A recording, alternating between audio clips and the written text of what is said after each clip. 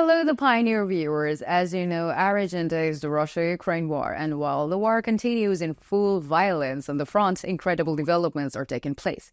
Russia-Ukraine war has been on the world agenda since it started, and recent days, the situation has become very complicated, and the leaders of the European countries have started to take the necessary measures and preparations against Russia's aggressive policy. For this reason, the Moscow administration, which was worried, was in different searches. France, on the other hand, has made important statements against Russia in recent days, saying that they are ready for any possibility up to sending troops to the front. And the news that fell on the agenda of international politics for the last-minute headlines, many news were produced that France would be involved in this war, and the increasing tension in recent days has also been reflected in the statements of the country leaders. And the statements made in critical days help us to make predictions about the possible scenarios that the region and the world will experience in the period. So Russia's full-scale invasion of Ukraine continues into its third year, and while the parties continue their mutual attacks, the search for the alliances and negotiations continues.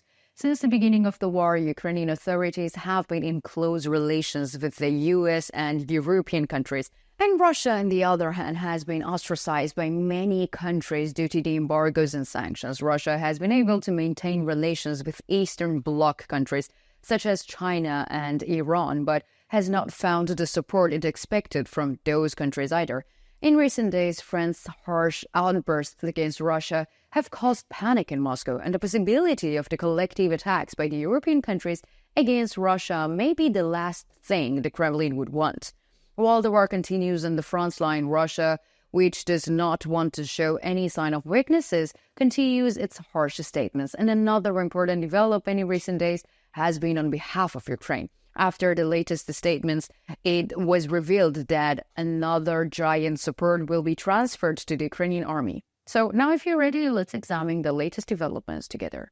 As the Pioneer team, we continue to report on Russia-Ukraine war. Don't forget to subscribe to our channel and turn on notifications so that you don't miss our daily map reports and reports on the agenda. I also read all of your comments on our videos, so please continue to share your ideas about our content in the comments with us. And let's start if you are ready, because the Pioneer reports. Recently, a statement made by the Russian MP created a shock effect. The Russian MP said that the Russian forces will kill all French soldiers assigned to fight in Ukraine. Petr Tolstoy, deputy speaker of the lower house of the Russian parliament, evaluated scenarios for French intervention in an interview published the other day. We will kill all French soldiers who will come to the territory of Ukraine because today, during the conflict in Ukraine, there are 13,000 mercenaries and 360 of them French, Tolstoy said. So these statements come after French President Emmanuel Macron reiterated last week the possibility of sending ground troops to Ukraine. Macron said Paris' support for Kiev was not unlimited, and in late February he suggested that NATO members could send ground troops to Ukraine, and the leader reiterated this statement last week. We must consider all options because the security of Europe and the security of the French people are at stake here, he said. Tolstoy repeated Russian President Vladimir Putin's recent nuclear threats and saying that Russia is considering the possibility of nuclear attack on Paris and that Russia is ready for nuclear war. Tolstoy said that what is historically important for Russia is to ensure the country's security. French President Macron said that it is necessary to be strong in order to achieve peace in Ukraine, and countries supporting Ukraine should not show weakness and should be courageous to take the necessary steps, he said. And Macron said that the war should not spread to Europe and Russia should be stopped on the front line. Developments in the political arena indicates that these are critical days, and in these critical days, the states are acting continuously to prevent the war from turning into a regional war. However, the issue of the nuclear weapon, which Russia voices at every opportunity, shapes the perspective of the states, and Russia's rhetoric shapes around threats does not pose a major problem for Ukraine. The statements and concrete examples of support for the Ukrainian army are a lifeline for Ukraine. So, these statements made by the Netherlands in the past few days was greeted with great excitement on the Ukrainian front. Ukraine's F-16 fighter jets program received another support from its NATO allies. The Netherlands promised to deliver $164 million worth of dollars of ammunition for the aircraft of Kiev.